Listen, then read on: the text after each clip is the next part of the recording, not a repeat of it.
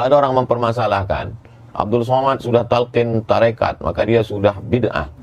Kalau begitu, Anda juga melakukan bid'ah, karena baca Quran itu dengan talqin.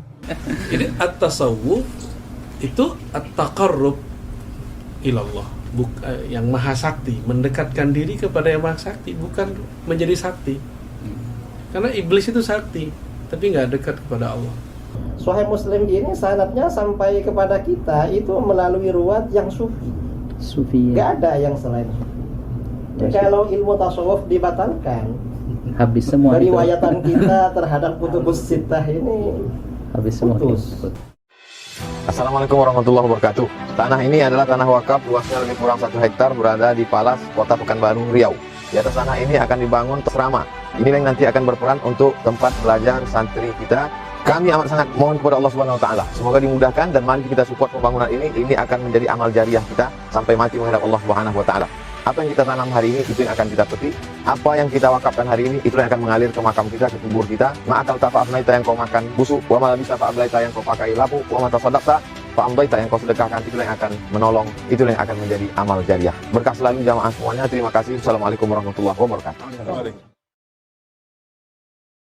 Assalamualaikum warahmatullahi wabarakatuh. Waalaikumsalam warahmatullahi wabarakatuh. Bismillahirrahmanirrahim. Alhamdulillahi rabbil alamin, hamdal hamidin, hamdal mustaghfirin, hamdan yuwafi ni'amahu wa yukafi'u mazidahu. Ya Rabbana lakal hamdu kulluhu wa lakas syukru kulluhu kama yanbaghi li jalali wajhikal karimi wa 'azimi sultanik.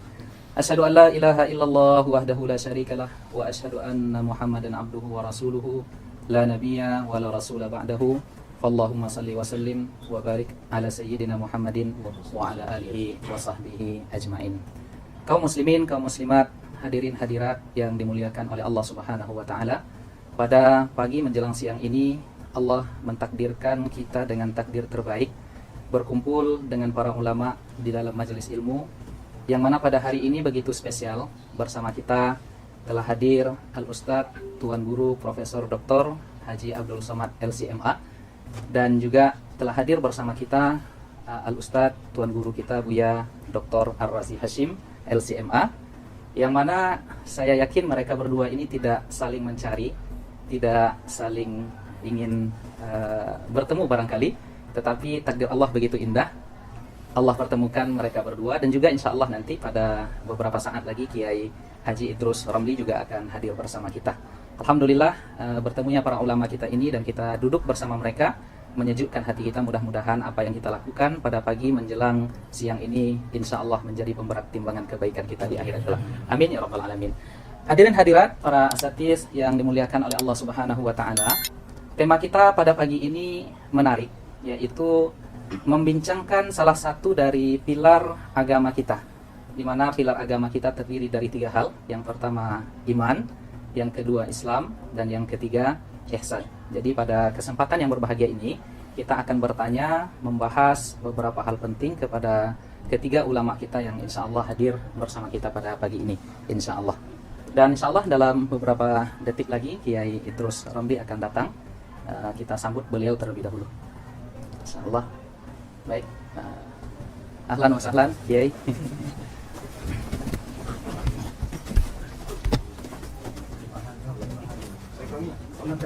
Nabda'nya awal.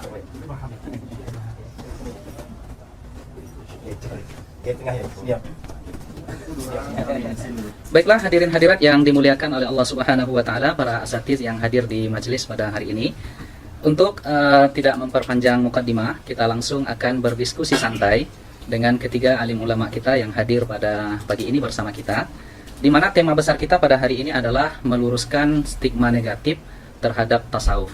Ada beberapa pertanyaan yang akan kita bagikan kepada para alim ulama kita pada pagi ini. Yang pertama barangkali akan kami tanyakan terlebih dahulu kepada saya belakangan. Mungkin kepada Kiai. Tapi kalau dilihat dari senioritas nih, Kiai Idrus sepertinya yang paling senior, Kiai. Jadi kami ajukan pertanyaan terlebih dahulu kepada Kiai Idrus. Ini tentang sebenarnya tasawuf itu apa? Apa bedanya tasawuf dengan akhlak, tazkiyatun nufus, ihsan, daqaik, raqaik, haqaik, dan lain sebagainya, Kiai?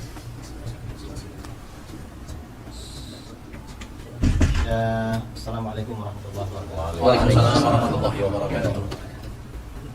Tasawuf itu nama satu disiplin ilmu.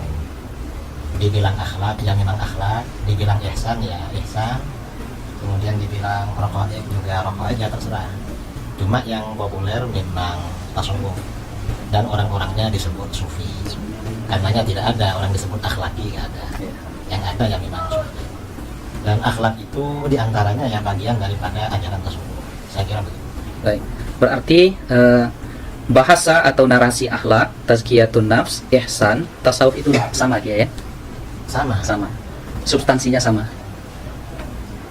Ya, substansinya memang sama. Karena para ulama kita ketika mendefinisikan tasawuf ya ilmu untuk mengetahui ahwal tazkiyatun nafs. Baik. Kemudian ketika membicarakan tasawuf dasarnya hadis tentang ihsan. Kemudian yang dibahas di dalam ilmu tasawuf juga akhlak-akhlak. Jadi itu artinya ya intinya sama antara tasawuf, akhlak, ihsan. Cuma kalau tasawuf ini lebih khusus daripada akhlak. Karena kalau akhlak, kalau istilah akhlak, semua firqah, semua tawaif di dalam Islam menerima. Hatta orang-orang yang anti tasawuf itu menerima pada akhlak. Tetapi kalau tasawuf ini hanya kelompok tertentu yang menerima, artinya jumhur. Orang-orang yang anti tasawuf itu tidak menerima pada tasawuf. Kalau pada akhlak mereka menerima. Baik. Jadi tasawuf ini khususiyah bagi kita. Khususnya ahlu sunnah. Ya, khususnya ahlus sunnah Wal jamaah. Jadi nggak ada tasawuf di Syiah ya? Ya tidak ada. Tidak ada tasawuf di Syiah. Walaupun mungkin mereka menghubung-hubungkan atau mengaku-ngaku ada tasawuf, ya hanya menghubung-hubungkan, mengaku-ngaku. Karena asas tasawuf itu tazkiyatun nafas. Termasuk tazkiyatun nafas itu kan menyucikan hati dari prasangka yang tidak baik. Syiah itu prasangkanya kan tidak baik pada sahabat, pada siapa. Jadi memang tidak ada tasbiyah. Baik. Sahih. Terima kasih Pak Kiai Haji Idrus Ramli atas jawabannya yang begitu luar biasa. Kemudian kita ingin mengelaborasi sedikit ya, menambah lagi. Ini kami tujukan kepada Al-Ustaz Profesor Ustaz Abdul Somad. Apakah bertasawuf itu mesti bertariqah atau apa hubungan tarikat dengan tasawuf itu, Ustaz? Silakan, tafadhol. Bismillahirrahmanirrahim. Assalamualaikum warahmatullahi wabarakatuh. Guru kita Al-Mukarram Kiai Haji Muhammad Idrus Ramli, Buya Dr. Ar-Razi Hashim. Terima kasih moderator kita Al-Mukarram Ustadz Dr. Zul Ikrami. Bersama kita juga ada Imam Besar Masjid An-Nur Pekanbaru Riau, Al-Mukarram Ustadz Dr. Zulhindri Rais, dan para asatis yang tak dapat disebutkan satu persatu. Ada mutiara di dalam lautan. Mutiara itu berada di dalam kerang, terang benderang. Tidak mungkin bisa mengambil mutiara itu kalau tidak naik sampan. Sampannya itu adalah syariat. Lalu kemudian dia mesti berenang. Berenangnya itu adalah tariqat. Lalu kemudian laut, ada lautnya. Lautnya itu adalah hakikat. Lalu setelah dia naik sampan, berenang di laut. Kalau berenang di darat, itu buaya darat. Masuk dia ke laut itu, tenggelam dia, basah dia, nampaknya mutiara itu didapatkannya. Maka itulah dia ma'rifat. Tentu dengan proses yang panjang. Ketika Al-Ghazali, Abu Hamid ditanya, apa itu ma'rifat? Kata Imam Al-Ghazali, nurun yaqdhifullahu fi qalbi abdih. Cahaya yang ditembakkan Allah, dipancarkan ke dalam hati seorang hamba. Buah daripada riyadhahnya, buah daripada melawan hawa nafsunya yang zahir dan yang batin. Itulah dia. Lalu kemudian, apapun nama kapalnya, ada kapalnya kebetulan dinakhodai oleh Syah Al-Imam Bahauddin Naqsyabandi. Maka kapal itu namanya kapal Naqsyabandiyah. Kebetulan nakhodanya namanya Al-Imam Abdul Hasan Asy-Syadzili. Nama kapalnya Syadziliyah. Kebetulan nama nakhodanya Al-Imam Abdullah Asy-Syattari. Nama kapal itu Syattariyah. Nama nakhodanya Muhammad bin Abdul Karim Samman. Nama kapalnya Sammaniyah. Semua kapal-kapal ini berada di lautan La ilaha illallah Muhammadur Rasulullah. Maka insya Allah akan sampai. Jadi yang tidak sampai, yang tidak melewati jalan. Atau dia bersikut-sikutan di jalan itu. Maka itu yang tidak sampai. Makanya ketika para masyayikh itu bertemu, maka mereka bertemu karena memang diawali dari, kalau kata Al-Imam Syekhul Islam Zakaria Al-Ansari, kata dia ini adalah ilmun. Suatu ilmu, yu'rafu bihi Dengan ilmu ini bisa diketahui ahwali tazkiyatin nafs. Setelah tazkiyatin nafs, tasfiyatil akhlaq. Setelah itu ta'miriz zahir wal batin. Puncaknya adalah linailis sa'adatil abadiyah. Jadi kalau ada orang mengatakan saya tidak bertarekat, langsung saja kita tanya nama dia. Nama kau siapa? Nama saya, kebetulan dia orang Melayu, Atan misalnya. Berarti dia sudah membuat namanya tarekat Ataniyah. Dia membuat jalan sendiri. Kalau saya tak sanggup, saya membuat jalan. Maka dalam akidah saya ikuti jalan Al-Imam Abul Hasan Al-Ash'ari. Dalam masalah fiqih saya ikuti jalan Al-Imam Muhammad bin Idris Asy-Syafi'i. Dalam masalah tasfiyatil qalb saya ikuti jalan Al-Imam Bahauddin An-Naqsyabandi. Lebih selamat. Wallahu a'lam. Terima kasih Prof. Abdul Somad atas analogi yang luar biasa tentang tariqah, hakikah, dan ma'rifat tadi. Sekarang kita kepada Abuya Dr. Ar-Razi Hashim, masih turunan tentang pertanyaan tadi. Jadi jika begitu Buya, jadi tariqah itu sesungguhnya apa? Lalu yang kedua, di dalam tariqah itu ada istilah yang kita dengar, yang jamak kita ketahui, yaitu istilah suluk. Nah, kemudian selanjutnya kita juga mendengar ada bai'at terhadap tariqah tertentu. Nah, ini bagaimana sesungguhnya Buya? Dipersilakan. Izin Syekh Musa. Betul. Ada kata suluk ya, ada bai'at, tariqah. Ada tariqah. Tadi sudah sangat gamblang disebutkan tariqah itu jalan. Jadi kalau bahasa saya sederhana, mau jadi dokter tapi nggak kuliah, bisa nggak? Nggak bisa. Nggak bisa.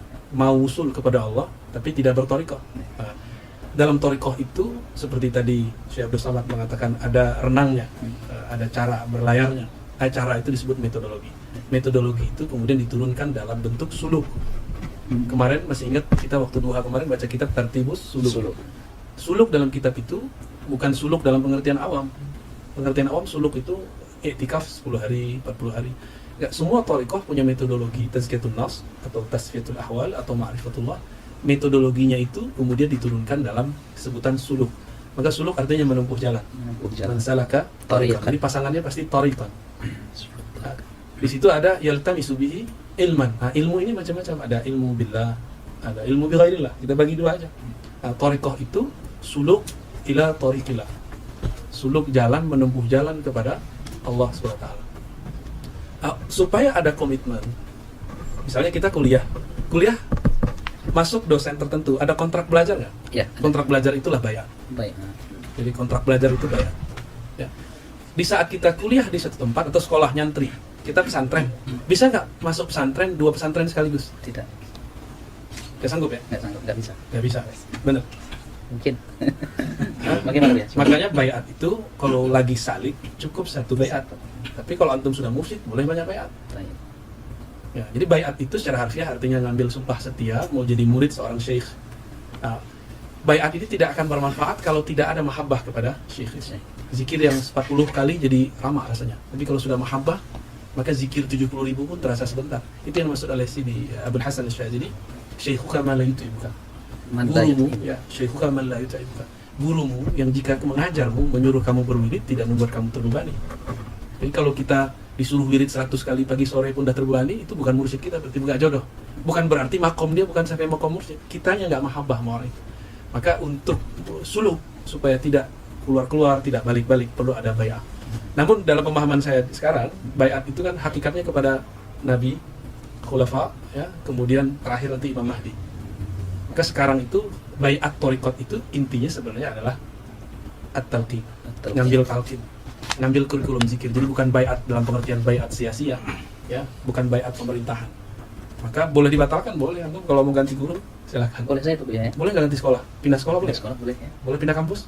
Boleh. Sama, pindah guru itu sama kayak pindah kampus.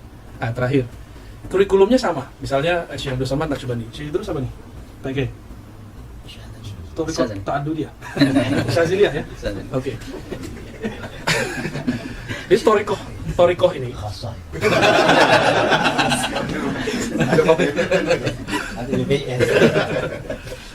Namanya sama. Sekolah itu sama-sama kurikulumnya kurikulum A, B. Yang beda siapa? Gurunya, bukan bangunannya. Maka at-thariqah itu yang paham itu bukan nama thariqahnya, bukan nama manhajnya, tapi man mursyiduhu. Siapa mursyidnya? Nah, itulah inti dari thariqah bayat. Ya. Ya, penjelasan yang luar biasa rekan-rekan sekalian yang dimuliakan oleh Allah. kita tambah lagi dan semakin kesini semakin menarik. Ya, saya ingin ke Profesor Ustadz Abdul Somad lagi.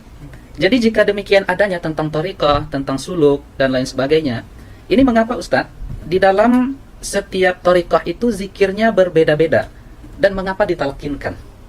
Silakan Ustadz. Saya dengan Al-Mukarram Dr.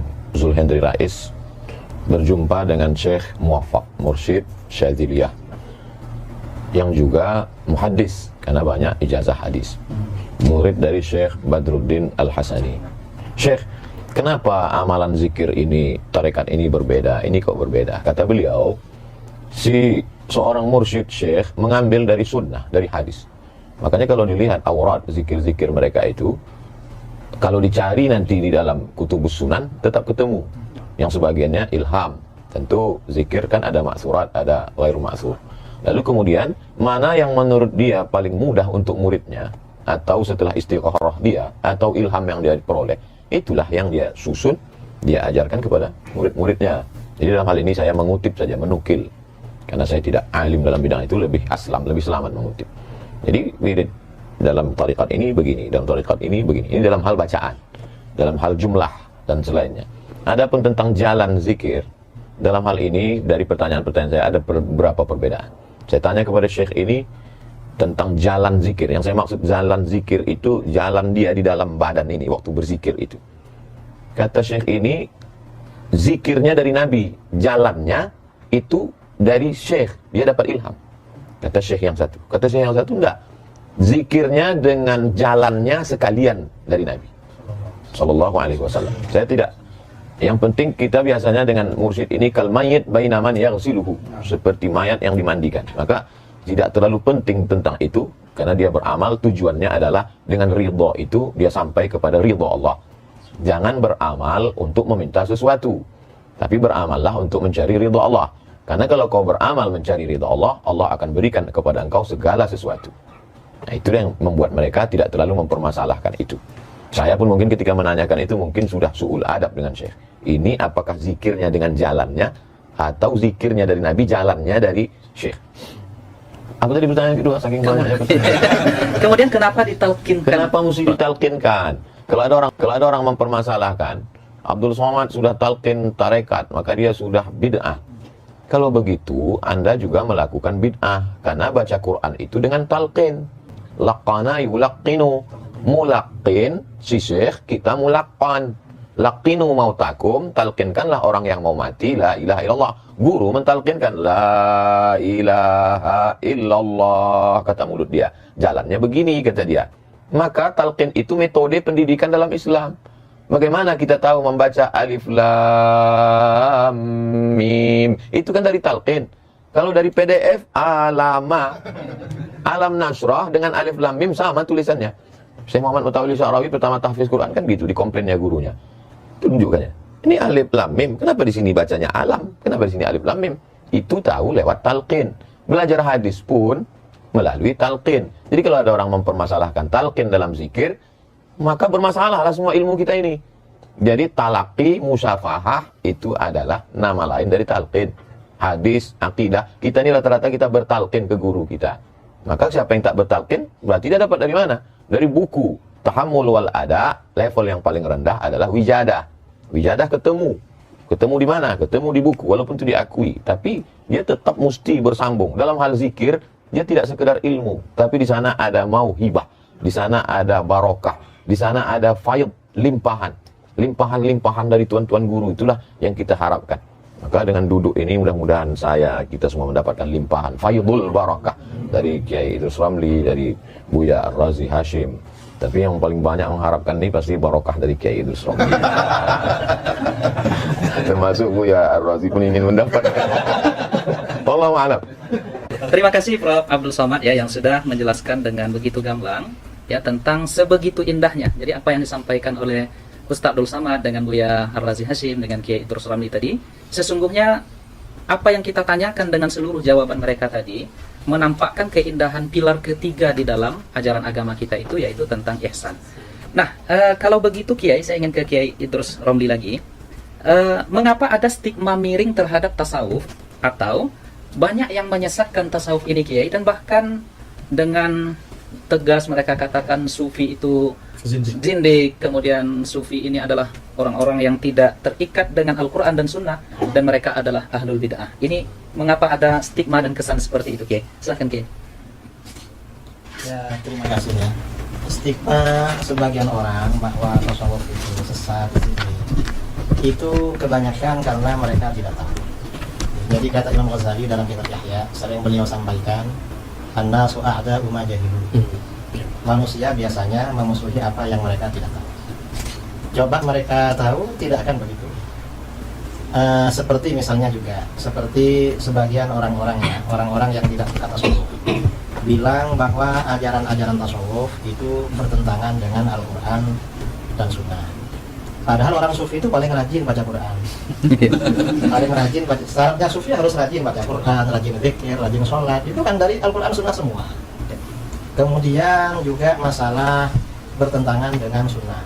Dan ilmu tasawuf seperti disampaikan oleh Imam Junaid al-Baghdadi. Ahlus Sunnah ini imam mazhabnya dalam tasawuf Junaid bin Muhammad al-Baghdadi. Imam Junaid al-Baghdadi mengatakan ilmuna hadza muqayyadun bil kitab was sunnah. Ilmu kita ini diukur, dipagari, dibatasi, diatur dengan Al-Quran dan Sunnah. Bahkan ya kata beli artinya apa? Seorang ulama sufi, seorang mursyid itu harus ahli tafsir, harus ahli hadis. Kalau tidak ahli tafsir, tidak ahli hadis, maka nggak bisa menjadi teladan dalam ilmu tasawuf. Itu kata Imam Al-Junaid al-Baghdadi. Dan para ulama sufi ini dasar-dasarnya kembali pada Al-Quran, pada Alkitab dan Sunnah, lebih dari itu.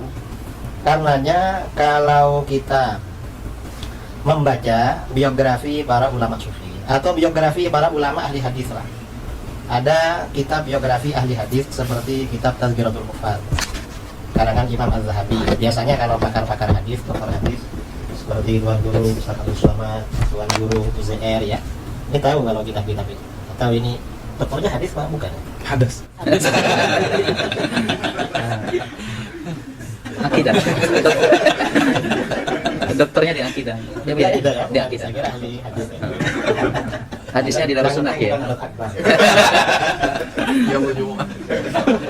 Itu banyak kita jumpai para ahli hadis terkemuka itu justru ulama sufi.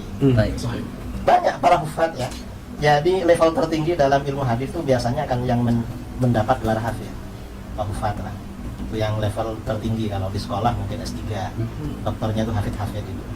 Nah, itu yang sufi itu banyak sekali. Ada misalnya kita kalau baca kitab sering Rawahu Abu Nu'aim.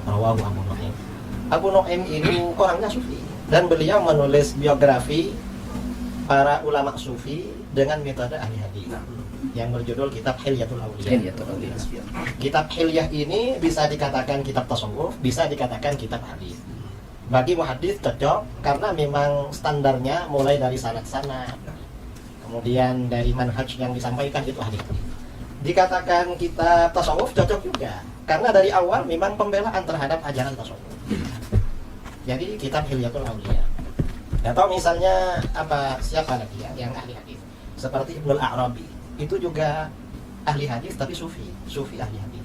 Dan masih banyak yang muhaddits yang sufi yang perawi kitab Sahih Muslim.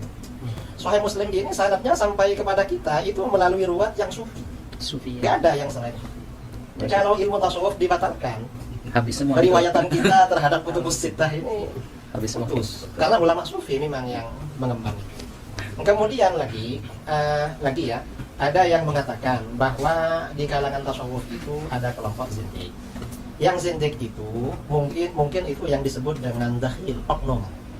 Jadi dia sebenarnya bukan betul-betul sufi, tetapi tasawuf dijadikan kedok untuk menyebarkan kezindikannya. Nah, untuk oknum-oknum seperti ini bukan hanya di kalangan sufi, di kalangan ahli hadis ada juga.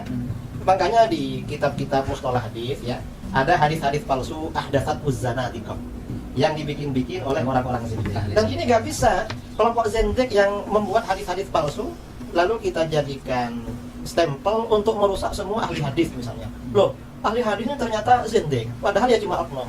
Oknum itu ya di mana-mana. Di mana-mana ada Di ya. kalangan ahli kalam yang zindik ya juga ada. Kalangan ahli hadis ya ada. Hatta di kalangan fuqaha yang punya pendapat-pendapat syad itu juga ada, di mana-mana ada memang. Dan kita ya menilai sesuatu itu standarnya secara umum, secara ghalib, bukan pakai standar yang syad, yang oknum-oknum itu. Saya kira itu ya. Kalau masalah thariqah, sebenarnya kita semua ini berthariqah. Saya kalau thariqah dalam istilah ini tasawuf, thariqahnya secara tabarruk syadili.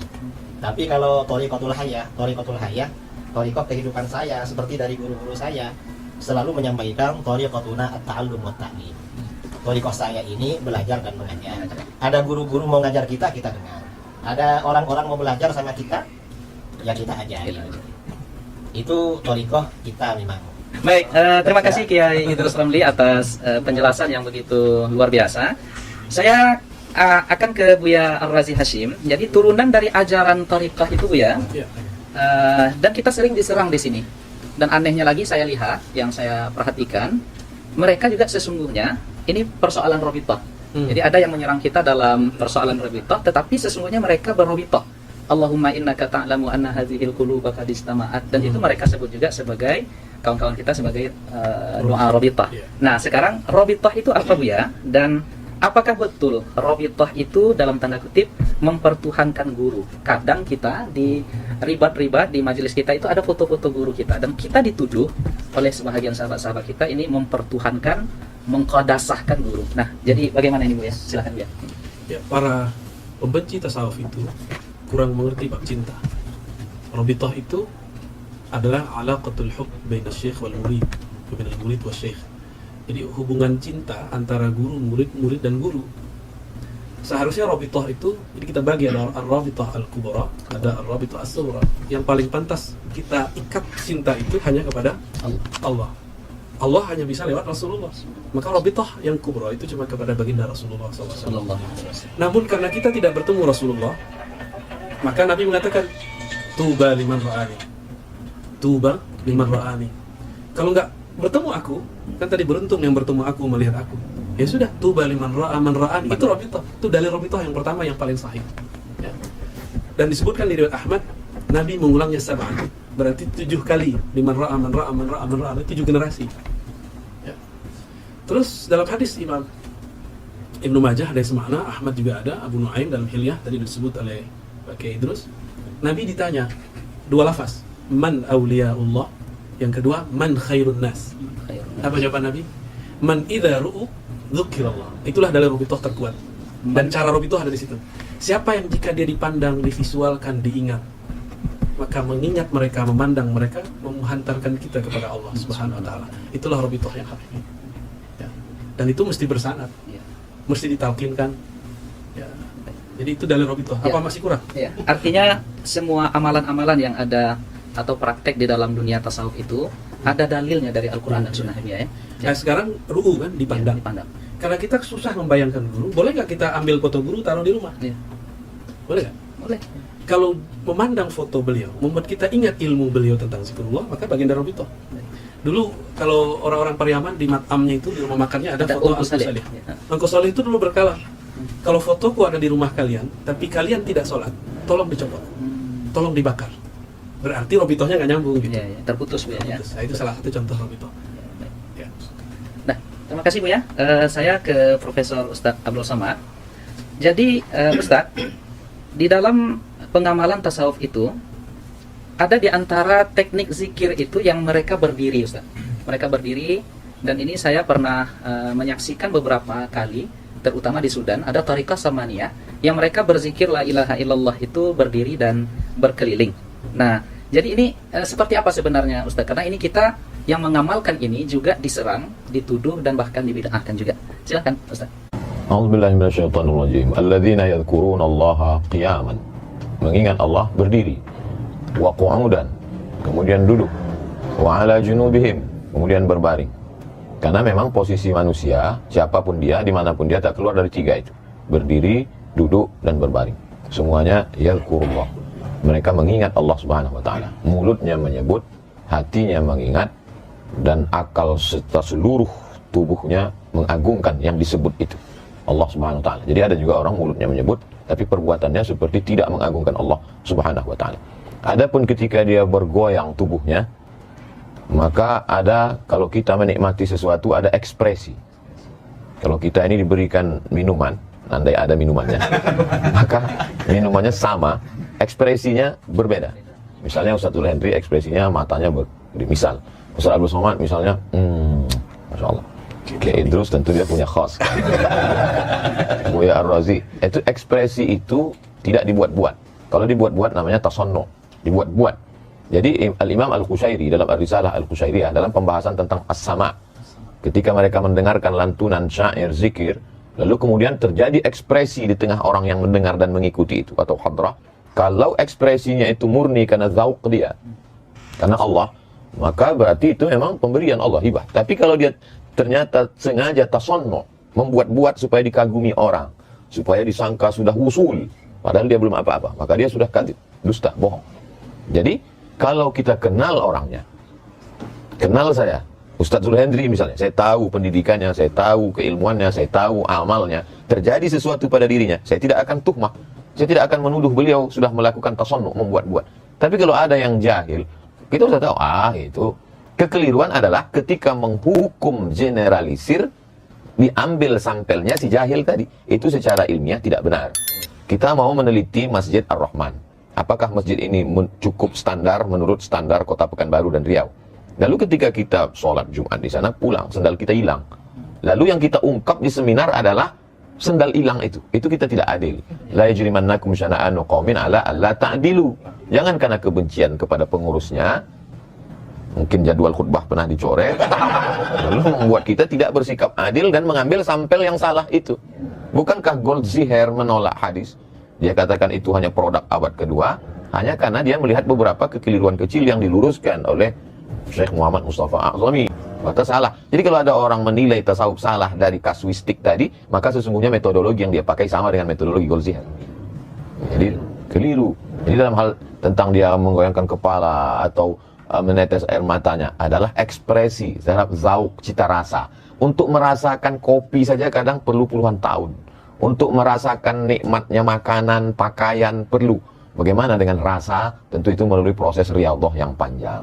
Makanya ketika orang mau mengikut zikir selalu saya tanya, Ustadz saya mau talqin zikir, kau tinggal di mana? Saya di Rokan Hulu. Oh, pergilah ke Pondok Darussalam. Di sana ada Buya Alaidin yang secara tariqat mu'tabar dan beliau alim Azhari. Oh, saya dari Pelelawan, ada di sana Buya Somad, anak beliau, adik kelas saya Ustadz Zul, imam di Masjid Agung dan dia alim, faqih. Jadi kita arahkan kekeliruan, kesalahan adalah ketika orang yang baru taubat 2 hari, ikut berzikir, diangkat menjadi khalifah, mursyid, lalu itu merusak tasawuf. Karena maka kalau banyak orang bertasawuf, bahkan dosen tasawuf, tapi tidak bertasawuf. Sama seperti di Mesir dulu zaman kami ada namanya Dr. Ala. Dr. Ala itu komentator bola, S3 bola, tapi tak pernah main bola. Itu jadi ketemu ada orang yang beramal tasawuf tapi tidak berilmu, ada orang berilmu secara teori tapi tak bertasawuf. Beda dengan Mesir. Syekh Dr. Profesor Dr. Ahmad Omar Hashim, rektor waktu kami dulu belajar, itu mursyid dan dia mensyarah Sahih Bukhari, alim. Nah itu jadi perlu, alhamdulillah hari ini para kiai, para buya, para orang alim bertasawuf. Inilah yang akan meluruskan tasawuf. Wallahu a'lam. Terima kasih Prof. Abdul Somad yang semakin luar biasa penjelasan-penjelasan dari semua narasumber, tuan guru kita. Jadi saya tertarik kembali menanyakan, ini langsung ke Buya Ar-Razi Hashim.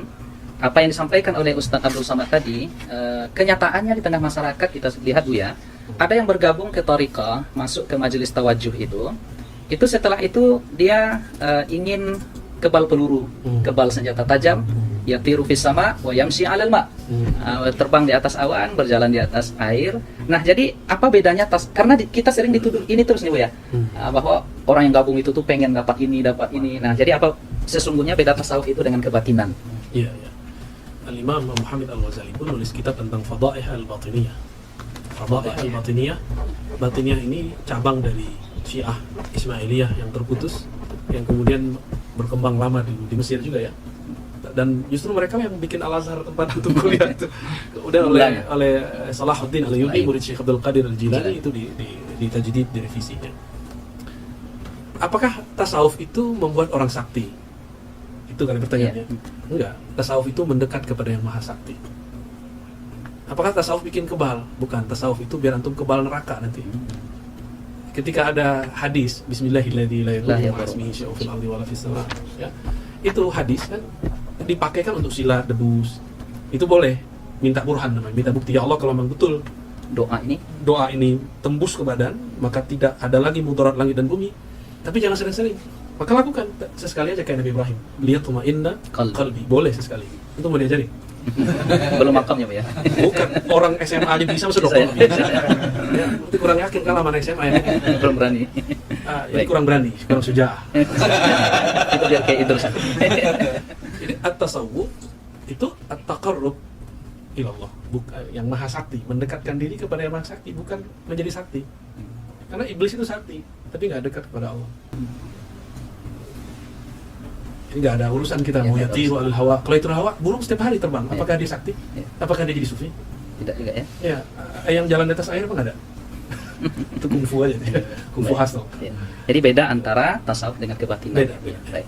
Nah lalu saya ingin ke Kiai Idrus. Dari itu Kiai, kita juga sering dituduh dan dikatakan bahwa tasawuf dan orang-orang tariqah itu, atau mungkin tasawuf itu berasal dari ajaran Syiah. Dan ini ya beredar di media sosial, di ceramah-ceramah beberapa ustaz. Nah ini bagaimana nih Kiai, silakan. Memang ada kelompok-kelompok yang sering menuduh kita seperti tasawuf katanya dari Syiah, lalu maulid juga awalnya dari Syiah.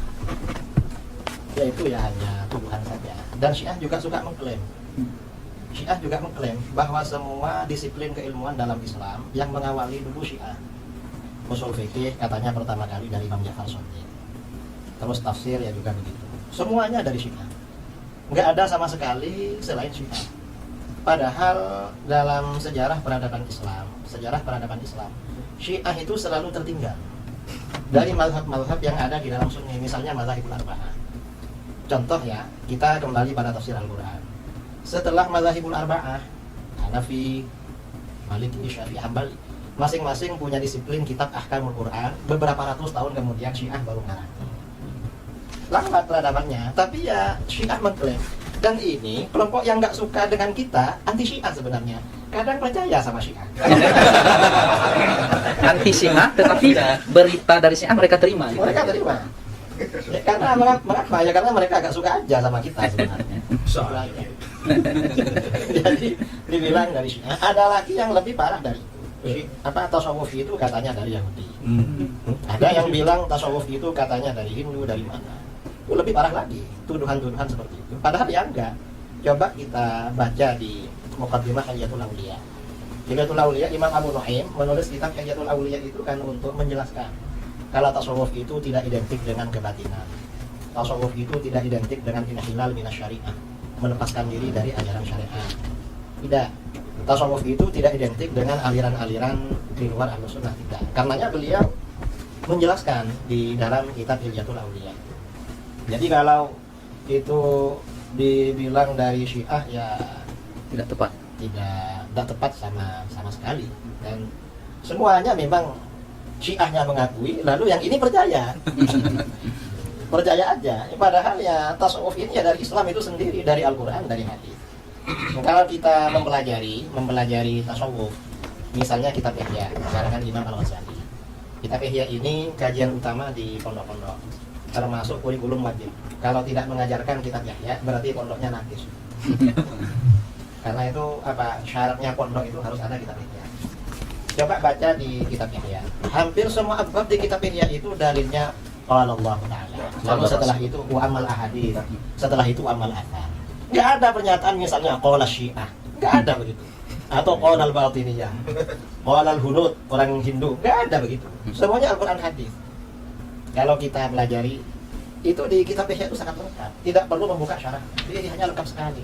Semua persoalan dalilnya Al-Quran, hadis, asar ulama salaf. Ada semua. Saya dari tadi disuruh jawab tuduhan-tuduhan terus. Moderator ya. Dari karena memang Kiai Idrus ini selama ini kita perhatikan menangkis subhat itu beliau masya Allah, maka kita arahkan kepada beliau. Baik, baik. Terima kasih Kiai. Saya ingin kembali ke Prof. Ustadz Abdul Somad, sebagaimana yang diuraikan di awal oleh Kiai Idrus Ramli tadi, tariqatuna hadhihi muqayyadatun bil kitabi was sunnah. Jadi tidak ada di dalam pengamalan tasawuf, di dalam kehidupan orang-orang sufi itu yang inhilal minas syariah, yang melenceng dari aturan syariah. Nah, sekarang kita dituduh Ustaz, ya, katanya seorang sufi apabila telah yakin sampai ma'rifat, ya itu bahasa mereka, itu diperbolehkan meninggalkan kewajiban-kewajiban syariat. Apa benar begitu Ustaz? Mohon pencerahan. Ada seorang wali Allah, dia punya murid-murid. Murid itu pun diambil dari bahasa tasawuf. Arada yuridu, murid, orang yang punya keinginan yang kuat. Begitulah kuatnya pengaruh tasawuf di Indonesia. Sampai yang tidak ikut tasawuf pun disebut juga murid. Jadi bagi yang tidak suka tasawuf itu susah sekali. Nanti di sekolahnya tidak boleh pakai murid. Bid'ah. Nah, itu. Lalu kemudian murid-murid ini dia bawa ke majelis yang dikatakan wali tadi. Dia sedang berada di dalam masjid, sedang berzikir. Begitu mereka sampai, tiba-tiba yang dikatakan wali di dalam masjid tadi meludah di dalam masjid. Dia bersuku, meludah. Langsung dia membawa murid-muridnya pulang. Ayo kita pulang, ini bukan wali Allah, tapi wali syaitan. Kenapa? Karena mukhalafat, meludah dalam masjid itu bertentangan dengan sunnah. Itu disebutkan Imam Al-Qushairi yang kita baca Ramadan tahun lalu. Jadi betapa mereka berpegang kepada sunnah. Kemudian ada satu kitab yang ditahqiq oleh Syekh Abdul Halim Mahmud. Dia dianggap sebagai sufi modern, menjabat Syekhul Azhar, dapat gelar doktor dari Sorbonne, Prancis. Dosen pembimbingnya Louis Massignon tulisannya. Dalam kitab itu dia bercerita tentang ungkapan-ungkapan mereka. Idza ra'aitar rajul, kalau kau lihat ada orang yang tiru fil hawa, terbang di atas awan, yamshi 'alal ma, berjalan di atas air, la taghtar, jangan tertipu, tapi pandanglah bagaimana istiqomahnya dia dengan syariah. Lalu kemudian kalau engkau masuk ke dalam hutan, sampai di dalam hutan itu tiba-tiba burung-burung yang di atas pokok kayu itu mengucapkan salam. Assalamu alayka ya Abdus Somad. Maka pandanglah hatimu. Kalau dalam hatimu ada rasa bangga, oh akulah wali Allah, berarti kau sedang tertipu, maghrur. Tapi lihatlah, kalau dalam hatimu ada rasa khasyah, khauf, takut kepada Allah, berarti itu memang datang. Jadi fenomenanya boleh sama, tapi efeknya terhadap diri. Jadi dia lebih banyak melihat dirinya, lebih banyak melihat ke dalam. Tuba liman syaghalahu aibuhu an uyubin nas. Lalu kemudian bagaimana seseorang itu berpegang kepada ikatannya. Ikatannya itu adalah Al-Quran dan Sunnah.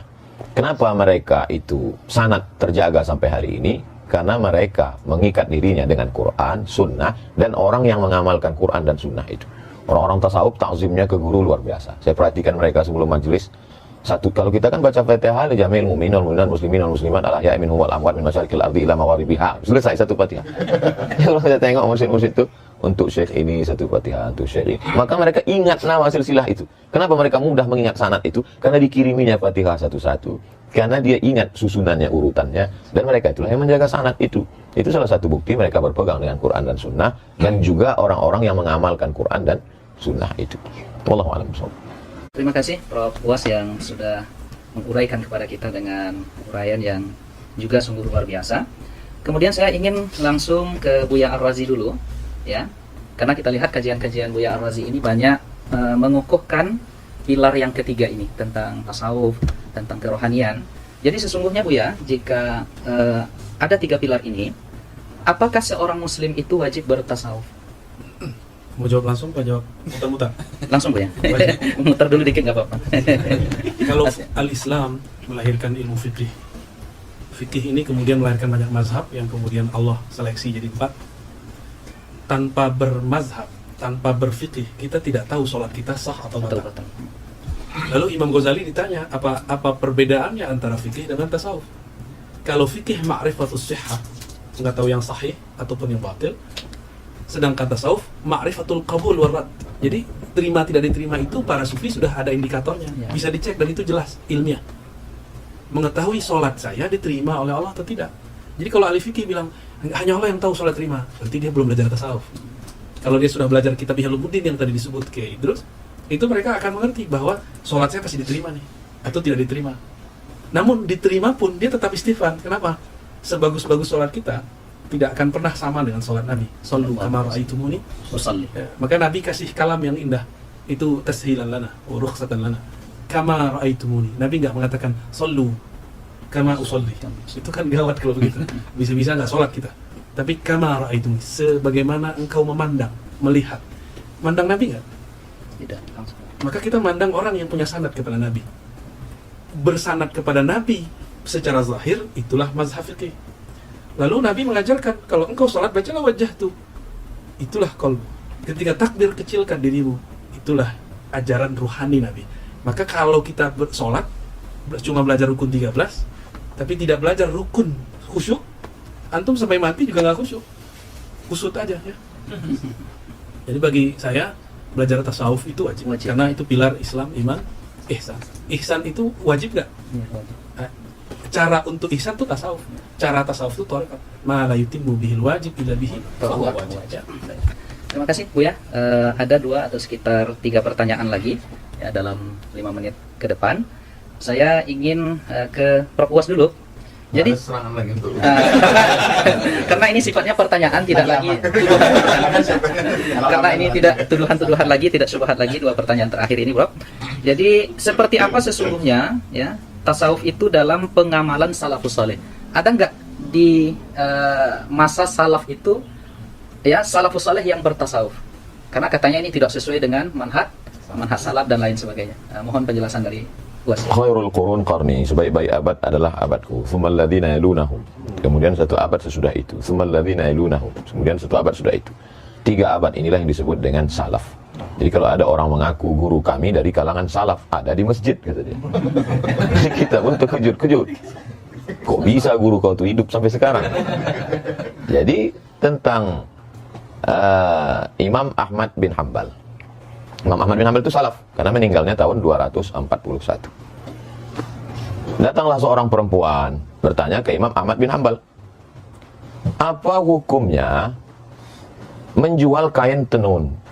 Kain ini ditenun malam, ketika itu lewat tentara, bawa lampu, bawa terang, pas lagi terang itu dia nenun, pas tentara lewat gelap, pas lewat lagi terang tenun. Apa hukum menjual kain ini? Terus Imam Ahmad bin Hanbal nanya, Imam Ahmad tidak langsung jawab, dia tanya, kamu siapa? Saya adiknya Bishri Al-Hafi. Bishri Al-Hafi sufi. Itulah dalil bahwa salaf itu bertasawuf, karena Bishri Al-Hafi sufi. Kata Imam Ahmad bin Hanbal, inilah warak yang tinggi, karena orang hanya menjaga dari yang haram. Kalau sekedar lampu, apalah bahayanya. Tapi dia takut itu menjadi hijab antara dia dengan Allah Subhanahu wa taala. Lalu kemudian Imam paling tua di antara 4 mazhab, Imam Abu Hanifah, Imam Hanafi, pernah berdiri tegak kena panas.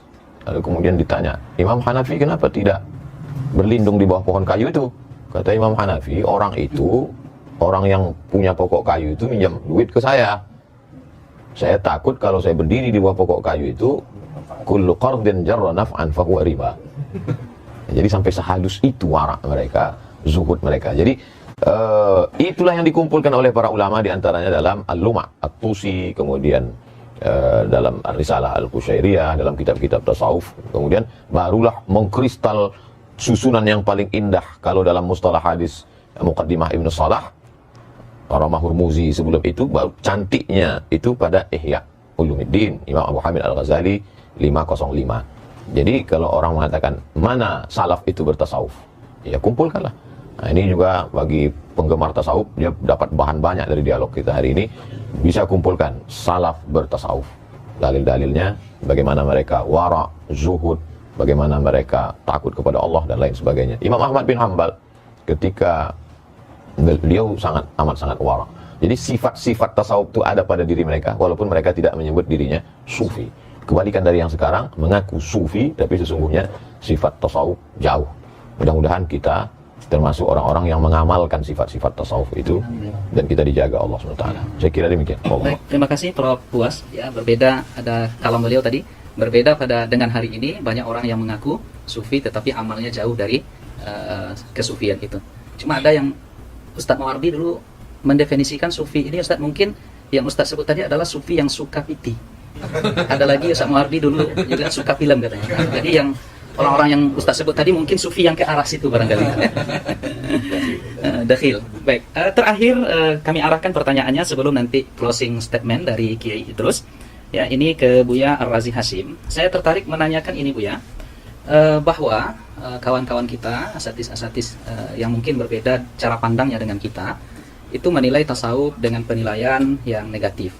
Padahal hasil sependek pembacaan kami, itu imam mereka, yaitu Imam Syekh Ibnu Taimiyah, itu bahkan di dalam Al-Bidayah dikatakan, saya melihat di sini, at-tabarruk bisyurbi ma'i ghuslih.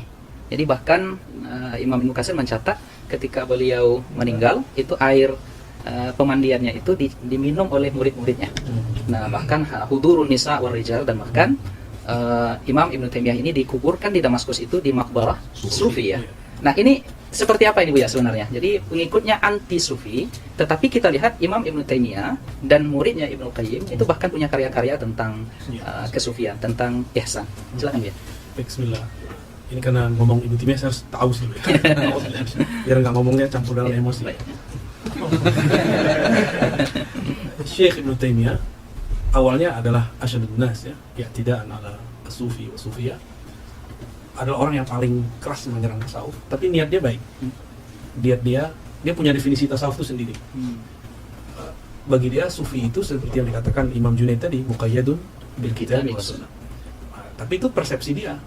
Maka dia seranglah Al-Bakri, dia seranglah Ibn Arabi, hatta Ghazali nggak selamat dari dia. Hatta Al-Kushairi itu pun dihantam. Yang paling lucu yang dari kalangan Hanabilah yang menulis kitab Manazilus Sairin, Al-Imam Al-Harawi, yang gelarnya juga Syekhul Islam, itu juga dikritisi oleh dia.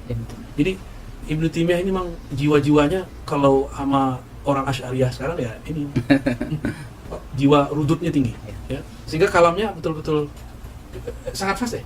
Kata Az-Zahabi, jika dia yarud ala syai' karena kulla kitabin baina ainaihi. Seakan semua kitab yang dia serang itu sudah hafal semua secara ibarah ya. Jadi dia cerdas secara memorize, bukan cerdas secara analyze. Ya. Ibn Taimiyah tahun 709 itu pernah berdialog dengan Al-Imam Arif Billah bin Athaillah Sekandari. Kita pernah bahas itu kemarin ya. Di situ terjadi dialog. Sebenarnya Ibn Athaillah sedang yunsih, memberikan nasihat yang tulus kepadanya. Tapi dipahami oleh Zahabi Ibnu Katsir sebagai syadidan ala Syekhul Islam, orang yang keras kepada Syekhul Islam. Emang begitu. Jadi dari dulu antum kalau mau menjawab tuduhan salafi dianggap kita memfitnah. Kalau kita mengkritisi mereka itu dianggap apa? Nyebarin syubhat ya. Menjadi syubhat yang menyamar-nyamar.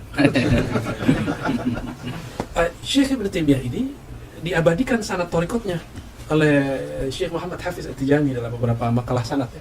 Oh, jadi beliau ini punya sanad thariqat. Dan itu ke sini Abdul Qadir Jilani. Jarak beliau dengan Al-Imam Ibn Tijani, Abdul Qadir Jilani. Abdul Jilani itu cuma 2 orang. Beliau berguru kepada, seingat saya namanya Abu Muhammad, kemudian dari Ibn Qudamah langsung daripada Syekh Abdul Qadir Jilani. Jadi Ibn Qudamah itu datang dengan Ibn Jauzi ke Baghdad 40 hari sebelum wafat Syekh Abdul Qadir Jilani. Hari ke-40 dia wafat, suluk mereka selesai. 40 hari mereka. 40. Maka Imam Ibn Jauzi mengerti isi Ihya. Ibn Qudamah pun kemudian menulis tentang Abab Tazkiyatun Nufus dalam beberapa risalahnya ya. Ibn Taimiyah nyambung kepada Syekh Abdul Qadir Jilani. Maka dalam Majmu' Fatawa ada 2 jilid, beliau menyebut Syekh Abdul Qadir dengan Sidi Syekh. Terjemahannya apa? Tuan guru. Dan itu istilah tasawuf ya, Tuan Syekh. Ya, Tuan Syekh Abdul Qadir Jilani dan apa? Abuya. Sidi. Ada tambahan belakangnya. Qaddasallahu sirrah. Dan yang paling ajib dalam Madarijus Salikin yang 1 jilid tebal itu, Ibnu Qayyim yang menulis memori dia dengan Ibnu Taimiyah dalam syarah-syarahnya. Begitu juga Al-Wabil Thayyib, dia menyebut Ibnu Taimiyah dengan Qaddasallahu sirrah. Berarti dia sudah mentakdis gurunya sebagai seorang wali, karena Qaddasallahu sirrah itu cuma wali. Mursyidnya belum boleh kalau belum wali ya. Kalau antum wali murid. Jadi Ibnu Taimiyah fi awakhir umri kana yamil ila tasawuf bal yadfa anhu. Jadi beliau di akhir hayatnya memang sudah cenderung bertasawuf karena sudah tidak boleh lagi nulis, tidak boleh lagi berfatwa, dan beliau yakhtimul Quran fi shalah. Jadi khatam Qurannya dalam salat. Enggak ada subuh, zikir, enggak berhenti-berhenti, dan itu cuma amalan sufi. Jadi akhir hayatnya beliau asli bertasawuf. Jadi intinya Ibnu Taimiyah tidak anti tasawuf, dia cuma ingin membersihkan tasawuf versi dia. Lalu mengapa murid-muridnya sampai hari ini pengikut metodologi beliau itu anti dan sangat keras itu ya? Kira-kira apa itu latar belakangnya kira-kira? Li'annahum ma indahum al-isnad ya. Karena mereka enggak punya sanad. Kalau orang nggak punya sanad fikrah, sanad ijazah, sanad tarbiyah, mereka nggak punya sanad tarbiyah. Sanad ijazahnya nggak punya kan? Sanad tarbiyah ini paling mahal. Mereka nggak punya sanad tarbiyah sehingga tidak ada yang merekam thariqatnya Ibnu Taimiyah. Ketika dikabarkan oleh para masyayikh, Ibnu Qayyim nulis Madarijus Salikin, itu Muhammad Hisan itu mentahzir kitab Ar-Ruh. Jangan dibaca. Al-Adawi meragukan karya Madarijus Salikin. Usah baca kitabnya. Jadi mereka sendiri kurang ajar sama imamnya. Apalagi sama kita. Apalagi sama orang-orang di samping saya. Jadi ini terakhir ya. Kita itu walaupun mau menjawab mereka, tapi niatnya memperkuat diri kita. Kita la nastaghil bimasailihim bi ikhtilafi. Kita nggak usah repot dengan mereka. Kita perkuat saja aswaja yang kita punya. Masalah mereka mau jidal ya sudah, biarin aja. Nanti kalau jidal kita serahkan kepada pihak itu. Baik. Baik, terima kasih Buya Razi Hashim ya, dengan segala informasi berharga yang beliau sampaikan kepada kita tentang sisi lain dari Al-Imam atau Syekh Ibnu Taimiyah. Kita masih menyebutnya imam, kita masih menyebutnya syekh, sebagaimana disampaikan oleh Buya tadi. Murid-murid beliau sudah menganggap beliau pula menjadi seorang wali dengan ungkapan qaddasallahu sirrah. Artinya ujung-ujungnya kita yang ingin mencintai tasawuf ini adalah kebeningan kalbu. Maka kita tidak punya rasa benci kepada siapapun. Artinya ketika ada yang menuduh kita, tentu kita berhak untuk memberikan hak jawab. Itu aja barangkali ya, Prof. Buas. Nah, terakhir kita minta closing statement dari Kiai Idrus Romli, karena tadi pertanyaan-pertanyaannya memang yang sifatnya rudud harus diberikan kepada beliau. Dan sudah habis ya tentang rudud itu. Maka untuk closing statement kita berikan dalam waktu barangkali 3 menit kepada Kiai Idrus Romli hafizahullah taala. Silakan Kiai. Hafizahullah, bukan hafizahullah. Hafizahullah taala. Hafizahullah mirip Wahabi. Sengaja tadi disebut itu mau memancing Kiai. Apa komentar? Silakan Kiai, tafadhol. Terima kasih ya. Jadi saudara-saudara kaum muslimin dimanapun Anda berada, dari tadi kita menikmati sajian tentang ilmu tasawuf yang disampaikan oleh ini dua tuan guru yang sangat viral sekarang ini. Setelah saya gitu.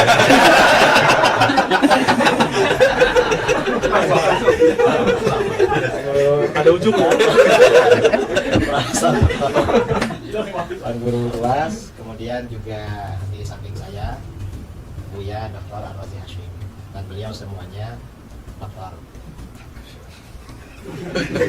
Saya gurunya dokter. Saya ini kawannya. Dokter pilih ijazah. Maaf saja.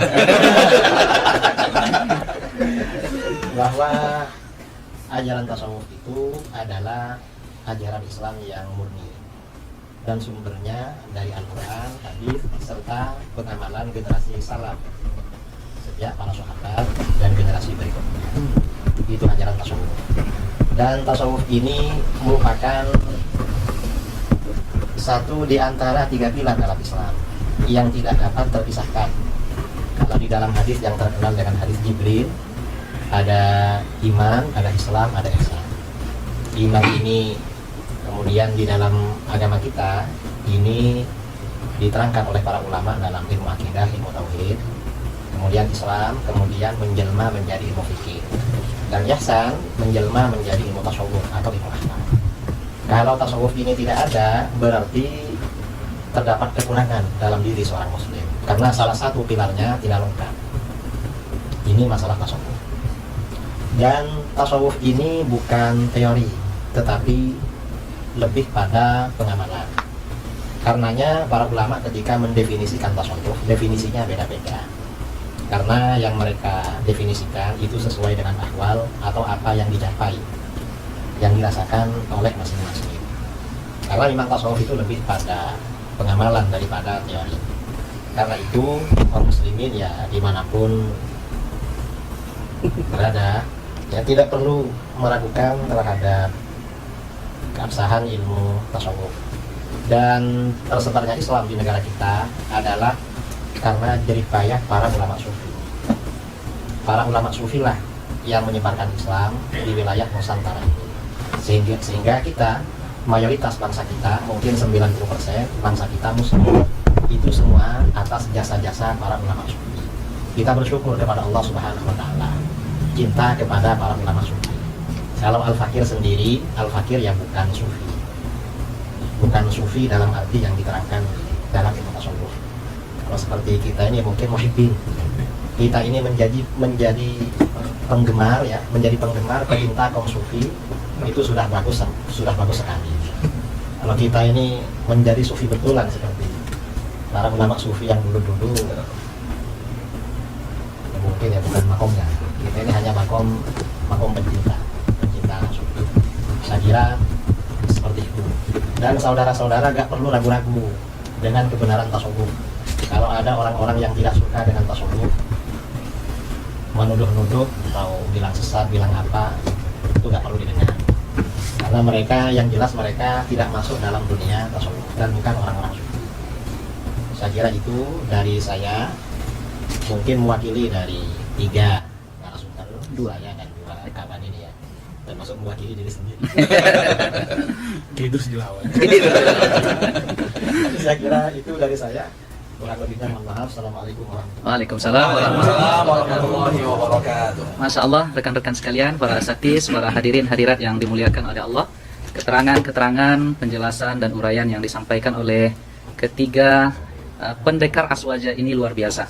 Saya tidak akan menyimpulkan apapun yang mereka sampaikan, tetapi sebagai penutup dari moderator, saya teringat dan diingatkan oleh beberapa kawan tadi, dulu ada 3 orang Asy'ariyah sezaman. Yang pertama namanya adalah Al-Imam Ibnul Baqillani. Itu gelarnya digelari pada masa itu dengan Bahrun Mawrid, ya. Beliau ini ibarat lautan yang menenggelamkan. Kemudian ada Al-Imam Abu Bakar Ibnu Fawrak, ya. Ini gelar beliau adalah Sallun Mitraq, ya, pedang pemukul besi. Jadi luar biasa hujah-hujah beliau sezaman dengan Imam Ibnul Baqillani. Dan ada lagi disebut oleh Imam Nawawi, beliau ini adalah Al-Ustadz Abu Ishaq Al-Isfirayini. Nah, ini gelar beliau adalah Narun Tuhrik, ya, api pembakar. Nah, sekarang agaknya kita boleh memberikan gelar kepada ketiga asatidz kita di sini, ya, rekan-rekan yang setuju, ya. Yang pertama kepada Buya Ar-Razi Hashim kita gelari dengan Barqun Lami', Barqun Lami', kilat yang menyilaukan. Kemudian kilat yang menyilaukan, insya Allah dengan ilmu dan ruhani beliau. Kemudian kepada Yai Idrus, karena beliau biasanya garang ya untuk merudut segala, ya, mengkonter segala pemahaman-pemahaman yang keliru, kita gelari sebagai Asadun Qami', yaitu singa pemberangus. Karena beliau punya saja'ah.